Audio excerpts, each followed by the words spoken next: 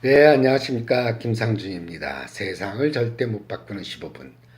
16번째 시즌의 6번째 강의. 연금술의 심리학. 물질에 투영된 우리의 마음입니다. 자, 옛날 얘기부터 한번 해보도록 하죠. 신라의 경덕왕은 선왕의 이제 돌아가신 아버지 왕의 명복을 빌고 나라를 평안하게 하기 위해서 큰 종을 만들어서 절에 봉헌하기로 하였습니다. 몇 달이 걸려서 종은 완성되었고 타종을 하였지만 쇠가 깨지는 소리만이 들리게 되었죠. 하는 수 없이 다시 종을 만들었지만 여전히 종의 소리는 쇠소리만이 날 뿐이었습니다. 경덕왕은 자신의 정성이 모자란다고 생각해서 정성껏 시주를 모아서 다시 종을 만들라고 지시를 하게 됩니다. 봉독사의 스님 한 분이 이제 시주를 얻으러 마을로 내려가게 되었고 어느 가난한 안악의 집에 들리게 되었죠. 그녀는 끼니조차 잊지도 못할 형편이라서 무심코 자신의 딸이라도 시주를 할 수 있냐고 말해버립니다. 물론 스님은 그 말을 거절했죠. 그런데 그날 밤 그 스님의 꿈에 부처님이 나타난 겁니다. 시주를 빠뜨리지 말고 받도록 해라 라는 말이죠. 스님은 그때서야 그래, 부처님은 어린아이를 종 속에서 영원히 살게 하시려는 거인 모양이다. 그래서 아름다운 종소리를 내게 해서 중생들의 번민을 잊게 하시려는 그런 뜻이 있는 것 같다라고 깨닫게 되었습니다. 그래서 다음날 찾아가서 그 딸을 시주로 받겠다고 얘기를 합니다. 안악은 자신이 무심코 던진 말을 후회했지만 이미 소용은 없었죠. 그래서 마음이 바뀌어서 이런 얘기를 합니다. 어떻게 부모와 자식을 갈라놓는 것이 부처님의 뜻입니까? 하고 눈물로 호소해 보았지만 소용이 없었습니다. 스님은 매정하게 그 아이를 안고 절로 돌아가게 되었죠. 종을 만드는 곳에서는 쉬지 않고 불을 떼고 마침내 쇳물이 끓기 시작했고 어린아이는 쇳물 속으로 던져지게 되었습니다. 완성된 종에서는 이제 아름다운 종소리가 이제 울리기 시작했죠. 그게 에밀레 했다고 그래서 에밀레 종이죠. 이 종소리는 마치 어린아이가 엄마를 부르는 소리처럼 슬프게 들렸다고 하고 그래서 이 종을 에밀레 종이라고 불리게 되었습니다. 네, 전설 따라 삼천리, 왔다 갔다 육천리죠. 네, 이 이야기는 나중에 연금술과 함께 연관돼서 다시 말씀을 드리겠습니다. 이 에밀레종에 관한 전설을 왜 서두에 얘기했는지 말입니다. 다음은 이제 영화 얘기를 좀 해드릴까 해요. 릭 베송 감독이 1997년도에 만든 제5원서라는 영화입니다. 한 명의 고고학자가 오래된 사원에 새겨진 상형 문자를 해독하는 데서 이 영화는 시작됩니다. 그 고고학자가 상형 문자를 해석하면서 혼자 읊조리죠. 5천년마다 한 번씩 세 개의 행성이 가려지면 블랙홀이 문처럼 열린다. 절대악이 공포와 혼란을 퍼뜨리며 온다. 각기 다른 사람들이 생명의 네 원소를 모은다. 물, 불, 흙, 공기. 그리고 다섯 번째 원소를 둘러싸고 있다라고 상형 문자를 해석하죠. 이때 이 사원에 이상하게 생긴 외계인이 나타나는데 이들은 사원 안에 있던 물, 불, 흙, 공기를 상징하는 네 개의 돌을 가지고 돌아갑니다. 이 네 개의 원소를 상징하는 돌과 절대선인 5원소가 있으면 지구의 멸망을 막을 수 있지만 지구에 그냥 두기에는 너무 위험하기 때문이었습니다. 이들은 메두쉐 행성인으로 발음도 어렵네요. 메두쉐. 지구에 위험이 닥치면 이 돌을 가지고 다시 지구로 돌아와서 지구를 구원해 주겠다는 말을 하고 거대한 우주선을 타고 떠나버립니다. 그리고 300년의 세월이 흘렀고 5천년째가 되는 해인 23세기가 되었습니다. 미래의 일이죠. 하늘의 문이 열리고 지구가 멸망할 것이라는 예언은 지구에 점점 다가오는 블랙홀의 출현으로 정말 실현이 됩니다. 23세기에. SF 영화니까는 이제 23세기가 이미 되었다고 가정을 한 거죠. 행성이 지구에 충돌하면 인류의 역사는 이제 마지막을 고하게 되는데 이것을 해결할 방법은 메두쉐 행성인 뿐이었습니다. 그들이 그 지구를 구할 수 있는 4개의 돌을 가져갔잖아요. 그러나 지구를 돕기 위해서 지구로 출발했던 메두세 행성인들을 실은 우주선은 지구에 도착하기 전에 악의 무리에 의해서 파괴됩니다. 이제 인류의 희망이 사라졌다고 생각했을 때 과학자들은 메두쉐 왜 이렇게 많이 나와? 메두쉐 행성인의 시신 일부를 복제하게 됩니다. 이렇게 해서 아름다운 여인인 릴루가 탄생하게 되죠. 릴루는 밀라 요보비치가 연기를 하고 있습니다. 릴루는 사원의 벽화에 그려진 4가지 원소가 둘러싸고 있던 바로 그 5원소 자체입니다. 그 5원소를 상징하는 절대선이 바로 릴루죠. 이 여인만이 이제 지구를 구할 수 있는 유일한 해법이지만 릴루는 실험실에서 도망치게 됩니다.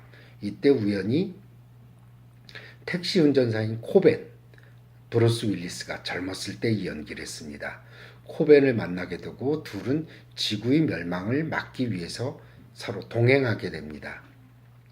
이들은 물, 불, 흙, 공기를 상징하는 4가지 돌을 이제 찾기 위해서 다른 행성으로 출발을 하게 되고 이들을 방해하는 악당 조르그, 게리 올드만이 연기를 했죠. 게리 올드만은 그 악역을 많이 해요. 그 영화 뭐였더라?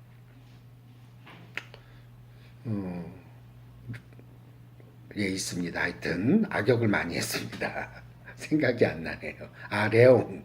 레옹에서도 게리 올드만이 악역을 연기하지 않았습니까? 예.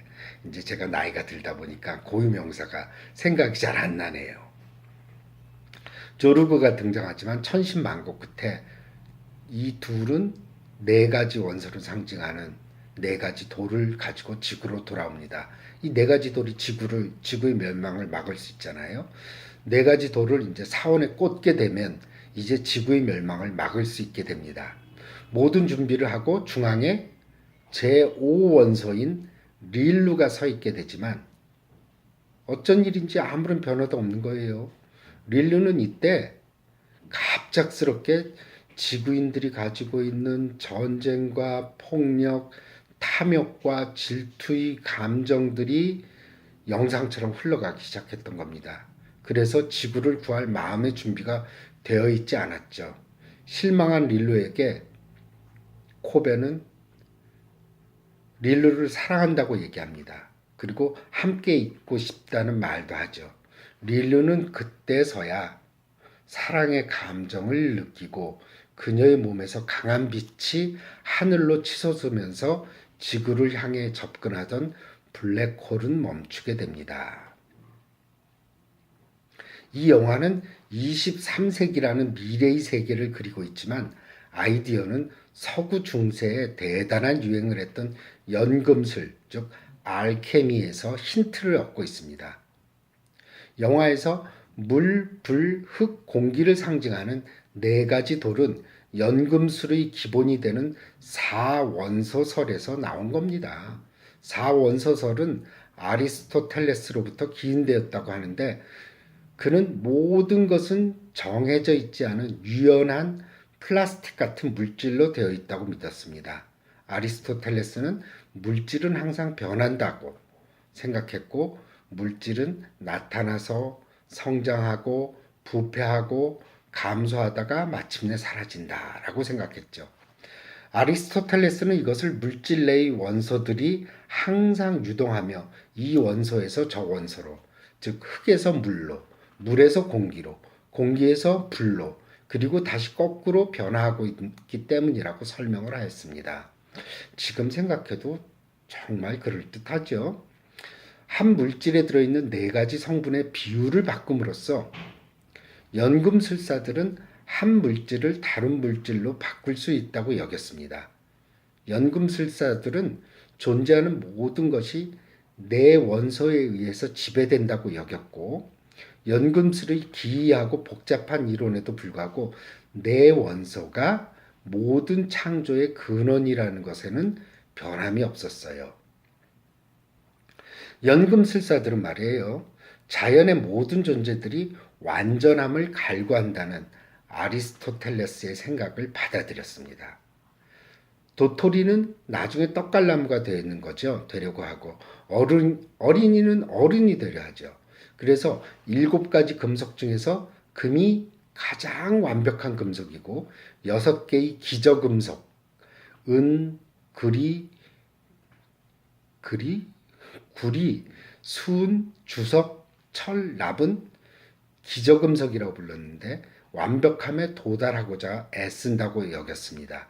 따라서 이런 기저금속에 어떤 화학적인 작용만 가한다면 충분히 완벽한 금속인 금으로 바꿀 수 있다고 믿었습니다.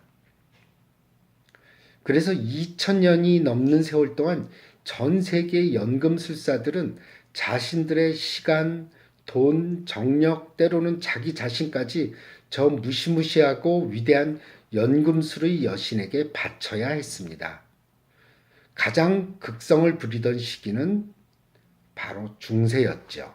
그 당시 많은 연금술사들은 기저금속, 아까 말씀드린 수은이나 철이나 납이나 이런 것을 금으로 변성시켜서 떼돈을 번다는 욕심 때문에 달려들었고, 실험 도중에 목숨을 잃기도 하고 재산을 탕진하기도 했습니다. 마치 미국 개척시대의 골드러시와 같은 현상이었죠. 연금술이 또 기여한 바가 있어요. 연금술을 통해서 화학과 물리가 발전했습니다. 많은 실험들을 통해서 연금술 기저금속들을 금으로 어떻게 하면 변화시킬까 하는 실험들을 많이 하는 과정에서 우리들은 화학 반응이라든지 화학작용, 물리작용들을 알게 된 겁니다. 그래서 과학이 또 발달하는 그런 부산물을 또 우리 인류 역사에 안겨주게 되었습니다. 기저금속을 금으로 변성시켰다는 이런 기적 같은 이야기들은 소리 소문 없이 퍼져나갔고, 당시의 사람들은 이 사실을 믿었습니다. 누군가 기저금속을 금으로 변성시켰다, 분명히 있을 것이다 라고 이제 그런 소문이 났고, 정말 그럴듯한 얘기가 있어요. 가장 유명한 예는 13세기 프랑스의 가난한 서기였던 니콜라스 플라멜이라는 사람에 대한 얘기입니다. 오늘은 얘기들이 재밌지 않습니까? 그는 우연히 황동으로 가장자리를 두른 이상한 그림들로 가득 찬 낡은 책 한 권을 우연히 발견하게 됩니다. 그리고 이 책을 가지고 드디어 1381년 1월 17일 정오 반 파운드의 수은을 순은으로 변성시키게 됩니다. 그리고 3개월 후인 4월 25일 오후 5시경 그들은 같은 양의 수은을 순금으로 변성시키는 어려운 작업에 성공하게 됩니다. 그 증거가 어떤 걸 말하냐면요, 아이가 없었던 이들 부부는 후에 자신들이 모은 재산을 자선사업에 기증하였는데, 그들은 14개의 병원과 3개의 예배당과 7개의 교회를 세우게 됩니다. 모두들 의아해했죠. 그 가난한 부부가 어떻게 저렇게 많은 돈을 기부할 수 있었을까? 이것은 분명히 그들이 기저금속을 금으로 변성시켰고 연금술이 성공했다는 반증이라고 생각했습니다. 이 이야기가 가장 그럴듯하게 들리는 연금술의 성공 사례입니다. 아유, 이런 연금술만 알고 있다면은 진짜 저도 병원도 그만두고 매일 놀러 다니고 싶네요. 네. 물론 이 사실에 대해서 후대에 논란이 있었던 것은 사실이지만 이런 성공적인 이야기는 연금술의 역사에서 극히 드물었고 많은 이들은 연금술을 기저금속을 금으로 만들려고 애쓰다 보니까 재산과 시간을 탕진하고 말았습니다. 연금술에서 가장 중요한 것은 불이에요. 이 불을 적절히 이용함으로써 연금술사들은 화학 반응을 가속화시켜 기저금속을 자연 상태에서 훨씬 빠른 시간 내에 금이라는 완성된 상태에 도달할 수 있다고 생각했습니다. 모든 화학 실험이라든지 그런 데서는 불을 이용하잖아요.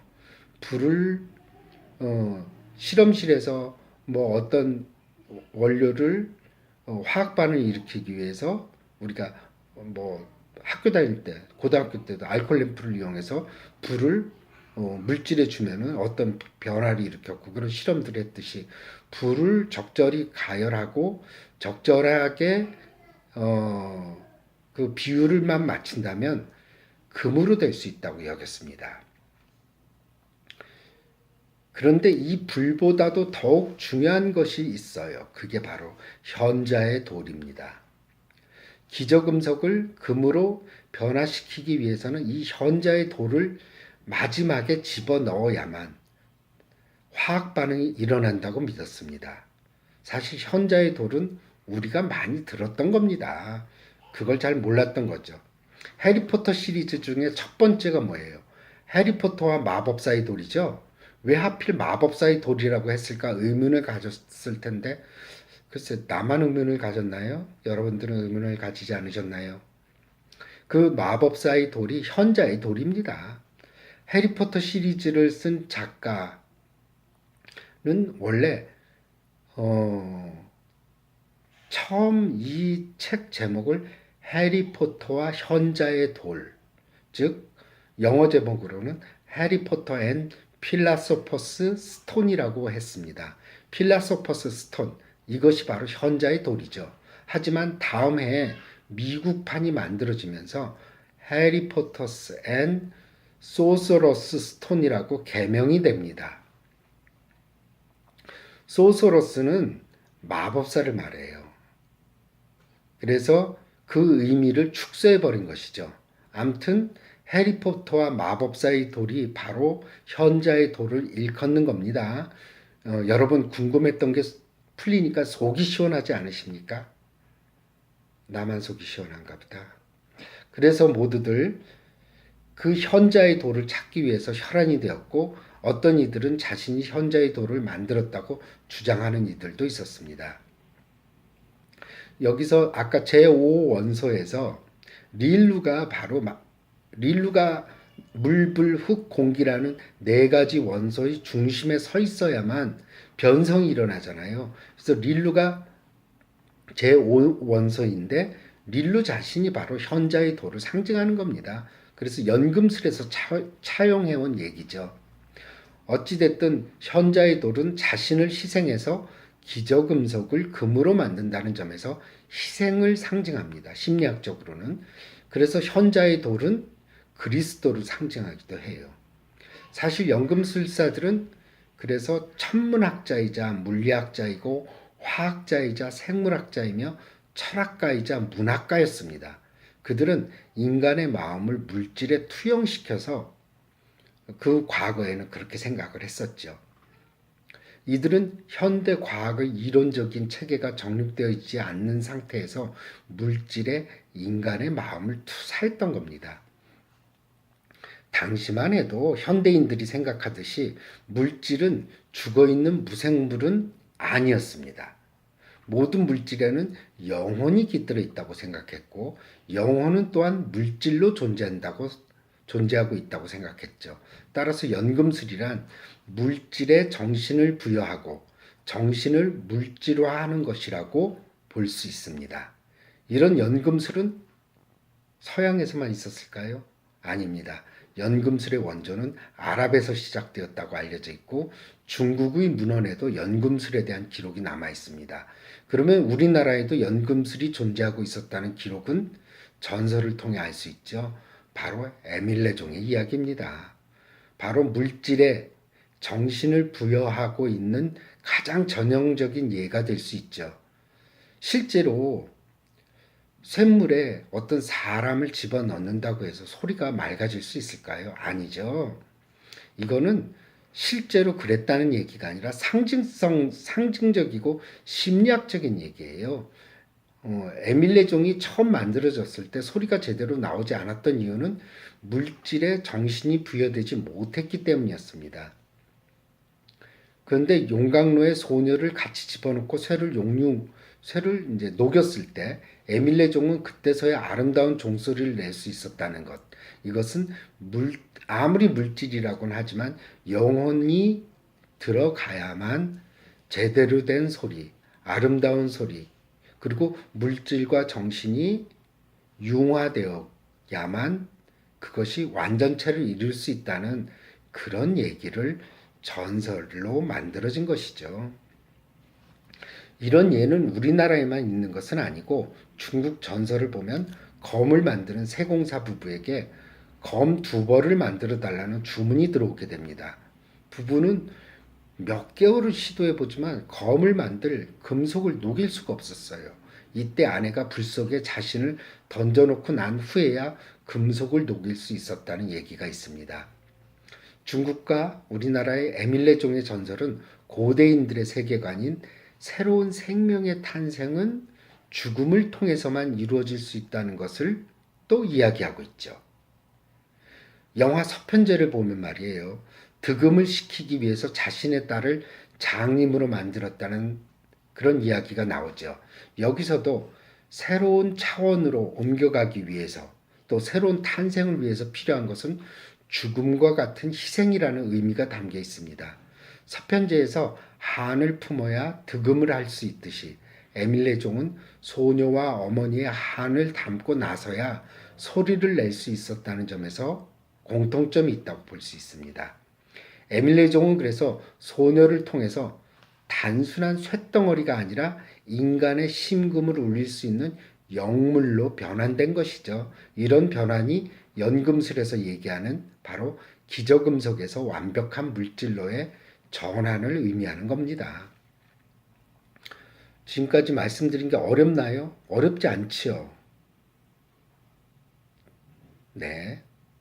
다들 쉽다고 얘기하시는군요. 나만 어려운 모양입니다. 연금술은 기저금속을 금으로 변성시키는 의미만이 있는 것은 아니고 연금술의 언어 속에는 인간이 가진 감정, 사고, 꿈, 희망, 사악함 등등의 근본적인 사고가 물질을 통해 표현하고 있습니다. 그래서 정신분석가인 칼 융은 연금술의 이론은 어떤 면에서 인간이 가지고 있는 집단적인 무의식이 물질에 투영됐다고 봤어요. 그래서 기저금속이 가장 완벽한 금속인 금으로 변성하는 것을 인간의 개성화 과정이라고 봤습니다. 인간의 개성화 과정, 인간의 개성화라는 건 어떤 뜻이냐면요. 사람이 내가 나다워지는 과정을 그냥 인간의 개성화라고 표현합니다. 우리는 사회에서 어떤 좋은 직업 때문에 아니면 부모의 기대 때문에 사회에서 바라는 어떤 것들이 좋다는 것 때문에 우리가 나답게 살지 못하고 다른 사람으로 사는 경우가 많아요.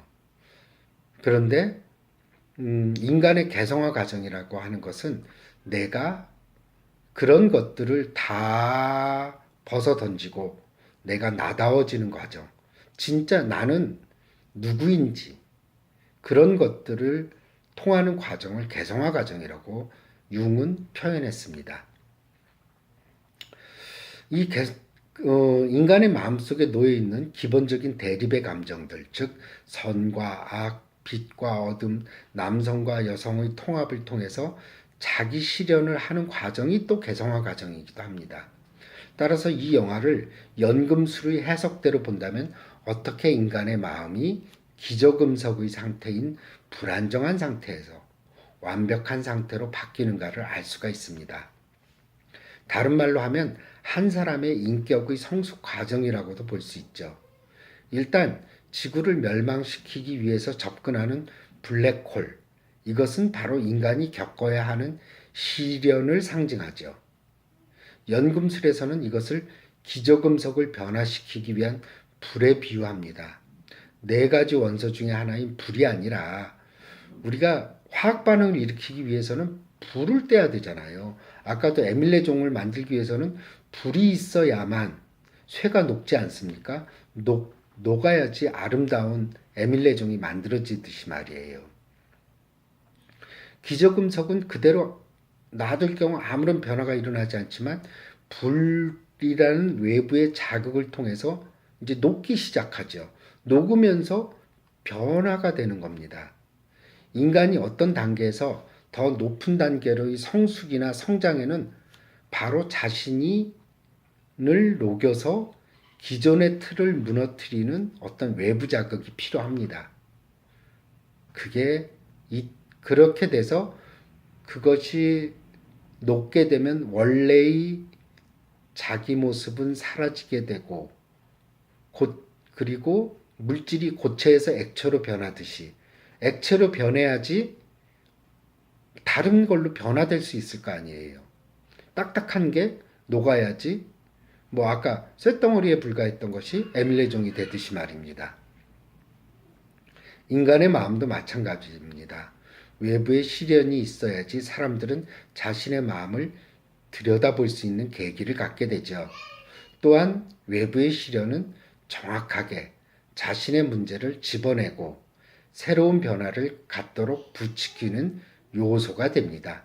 이때 변화를 두려워하게 되면 인간의 마음은 전혀 변화가 일어나지 않죠. 그냥 쓸모없는 기저금속으로 남아있을 것인가 아니면 완벽한 금으로 변성할 것인가 하는 기로에 놓여 있게 됩니다. 하지만 불은 금속의 형태를 완전히 바꿔버리죠. 그렇듯이 인간의 마음도 시련 앞에서 혹시 자신이 지금까지 쌓아놓은 정체성이 없어지지 않을까 하는 두려움을 가지게 됩니다. 따라서 시련에 저항한 경우도 있고 시련을 피하고 싶어 하죠. 그러나 시련을 통해 인간이 발전한다는 것은 엄연한 사실이며 인생의 경험이 깊은 사람들의 공통적인 생각이죠.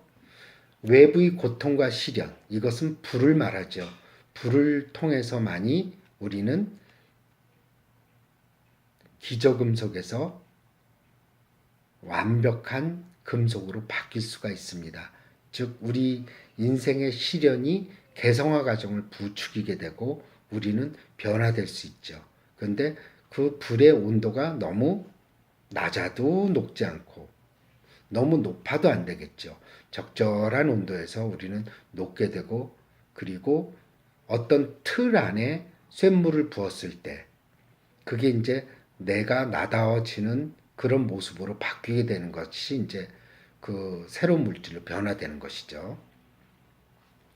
이 영화의 마지막에는 네 가지 원소를 상징하는 돌을 브루스 윌리스가 연기했던 코벤이 제자리에 꽂는 장면이 나옵니다. 그러면 고대인들이 생각했던 네 가지 원소는 어떤 의미를 가지고 있을까요? 여기서 네 가지 기본 원소는 마음의 네 가지 요소를 상징하고 있어요. 사실은 첫 번째 원소인 물은 우리가 알고 있는 물의 속성상 부드러움과 포용을 의미합니다. 그래서 물은 인간의 감정을 나타내죠. 물은 인간의 무의식도 상징하는데 흔히 바다는 인간의 깊은 무의식층을 상징하고 있습니다. 또한 다른 사람에 대한 공감 능력을 상징하는 것도 물인데 그래서 다른 사람에 대한 공감 능력이 없거나 감정이 메말라 버린 사람들이 꿈을 보면은요. 말라빠진 호수바닥이라든지 또는 바다가 다 말라서 물이 아무것도 없는 것 또는 연못이 다 말라서 쩍쩍 갈라진 그 마른 지능만 보이는 경우, 이런 경우일 경우에는 감정이 메말라 있다는 것을 꿈이 상징하고 있습니다. 물은 논리적으로 상황을 판단하지 않고 자신의 느낌으로 미래를 알 수 있는 직관 능력을 또 의미하기도 합니다. 두 번째 원소인 불은 우리가 촛불이 타는 모습을 보면 알 수 있듯이 인간의 중심에서 빛을 발하는 정신 에너지의 중심 또는 핵심을 말하죠. 의식적인 인간의 의지나 활력 또는 강인함 이런 것들이 불의 요소입니다. 세 번째 공기는 마음의 지적 능력과 객관성을 의미하죠. 또한 논리와 논리적인 관계를 상징하기도 합니다. 마지막으로 네 번째 원소인 흙. 흙은 대체로 그냥 인간의 육체를 의미합니다. 육체적인 또 욕구나 감각 이런 것들도 흙이라고 보았죠. 흙의 요소라 보았죠. 그래서 물, 불, 흙, 공기 이 네 가지 원소로 우리 몸은 만들어졌다고 여겼습니다. 이 네 가지 원소를 상징하는 돌이 제자리에 꽂혔다는 것은 바로 위에서 설명한 인간의 마음을 나타내는 네 가지 요소의 그런 네 가지 요소가 조화를 이뤘다는 걸 의미합니다. 이 조화를 이루고 난 후에야 우리는 높은 곳으로 발전할 수 있죠. 아까 말씀드렸듯이 물은 물 흐르듯이 흐르는 감정 상태, 불은 강인함이라든지 어떤 인간의 살아가는 원동력, 그 다음에 공기는 인간의 이성적인 능력들, 그 다음에 흙은 인간의 감정적인 욕구들, 이런 네 가지 요소들이 조화를 이루어야지 우리는 좀 더 나은 상태로 나아갈 수 있죠. 이제 연금술에서 가장 중요하게 생각하는 현자의 돌이 등장할 차례입니다. 마지막으로 현자의 돌을 넣어야만 기저금속은 완벽한 상태인 금으로 바뀔 수 있는 것이죠. 영화에서 현자의 돌은 영화의 제목대로 제5원소인 릴루를 말합니다. 그런데 어찌된 일인지 지구의 멸망이 임박한 상태에서도 현자의 돌인 릴루는 전혀 변성되지 않죠. 이유는 릴루가 아직 현자의 돌로서의 기능을 하지 못하고 있기 때문입니다. 릴루는 현자의 돌인데 왜 네 가지 원소를 상징하는 돌들이 다 꽂힌 상태에서도 릴루는 어떤 새로운 변화를 이끌어내지 못했을까요? 일단 현자의 돌은 문헌에서 자웅동체 혹은 서로 대립되는 것의 결합으로 그려집니다. 현자의 돌이 남성과 여성의 결합 또는 대립물의 결합으로 그려지는 이유는 인간 안에 존재하는 대비되는 양극단이 화해돼야 된다는 걸 상징해요. 동양에서 말하는 음과 양이죠. 동양에서 얘기하는 그러니까 이게 서양보다 앞서간다니까요. 음과 양의 조화, 인간 안에 존재하는 또 선과 악의 화해와 조화 이런 것들을 의미하는 거거든요. 그 릴루는 영화에서 절대 선으로 그려지는데 그녀에게 빠져있던 부분은 악한 부분과의 화해죠. 릴루가 처음 자신의 신체를 변화시키지 않았던 이유는 인간들이 가지고 있는 악한 모습을 보고 실망했기 때문이에요. 그래서 악을 멀리하고 싶고 악과는 상대하고 싶지도 않았죠. 그런데 코벤이 사랑한다는 얘기를 함으로써 인간 안에 존재하는 대립되는 요소들, 그 사랑이라는 감정이 선과 악을 화해시키고 그 다음에 조화를 이루게 만들었던 겁니다. 그러면서 그녀는 드디어 현자의 돌이라는 역할을 하게 되죠. 그러면서 그 에너지가 나오면서 블랙홀이 멈추게 되는 것, 즉 인격의 성숙, 개성화의 과정이 이루어졌다는 것을 의미합니다. 그래서 현자의 돌, 즉 현자의 돌이란 마음속에서 극단적으로 대립하는 두 가지 측면의 화해의 의미입니다. 이것을 우리는 선과 악, 악마와 예수, 빛과 어둠, 남성과 여성의 화해라고 합니다. 가장 신비로운 연금술은 인간의 탄생과 사실 죽음이죠. 인간을 잘게 쪼개어 나가면 원자로 구성되어 있습니다. 다시 이 원자는 모여서 분자가 되고 이런 물질이 모여서 또 인간이 되잖아요. 참으로 신기한 일은 이런 물질이 모인 인간이 물질로 만들어진 인간이 어떻게 영혼을 지니게 되었는가 하는 겁니다. 원자로 쪼개고 보면 다 물질이잖아요. 물질의 결합이 결국에는 이런 무생물들이 살아 숨쉬게 하고 움직이게 하고 사랑하고 미워하는 감정을 갖게 만듭니다. 그 얼마나 대단한 거예요. 물질이 영혼이 되고 영혼이 물질이 된다는 그런 이야기 아닙니까? 그래서 그러면서 인간 안에 이제 영혼이 깃들게 되죠. 이러한 인간의 탄생 과정이 기저금속들이 완전한 금속인 금으로 변하는 것처럼 물질들이 모여서 한 인간의 탄생을 이루는 것도 어떻게 보면 연금술로 보면은 그 대단한 변화라고 볼 수 있고 연금술로도 해석될 수가 있죠. 그러다 물질의 수명이 닿으면 어때요? 영혼은 물질을 떠나게 됩니다. 참 이상하죠? 죽기 직전의 인간 안에 존재하는 물질과 죽은 직후의 물질, 딱 사람의 생명이 숨이 끊어졌을 때 그때 물질의 변화는 아무것도 없어요.